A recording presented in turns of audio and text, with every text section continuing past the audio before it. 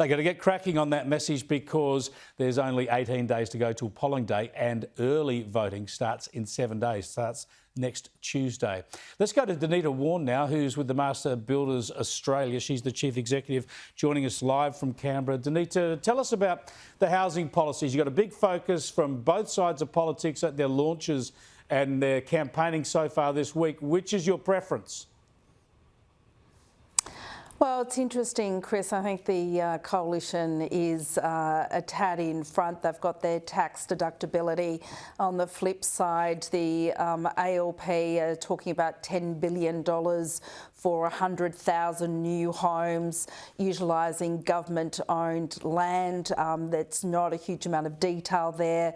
And they've both committed to an expansion in different ways of the deposit scheme, 5% deposit scheme for first homeowners. What's disappointing us, though, for really both sides of politics, is that we need the capacity to deliver.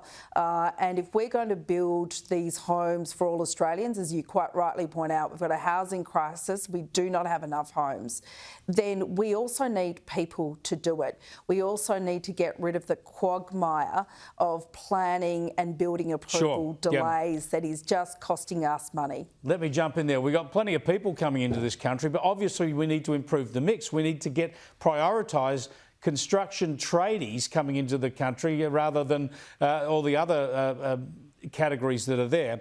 And also, I hear what you're saying about planning. Federal government can't do much about that. State and local governments have to make it easier to get planning approval for construction. But don't we need the state governments to free up more land as well to develop?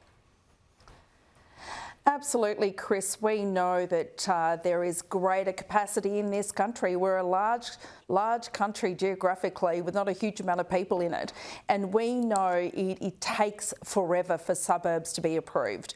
We know it takes forever to then get the critical infrastructure in to actually ensure we can then subsequently build homes. Now, both parties have got some policies in relation to those things, but not a huge amount. They're not holding state governments to account.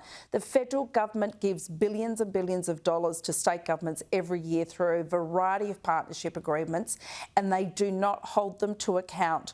I'm old enough to remember the Hillner reforms, where we got huge changes in the 1990s under regulation change because of a carrot and stick approach that was provided by the federal government. More needs to be done, and we're asking both these major parties to really stump up, stop tinkling around the edges, and let's get real on planning, let's get real on people, and to ensure that we can build. Because at the moment, construction costs gone up 40%, and a lot of it's to do with people and planning.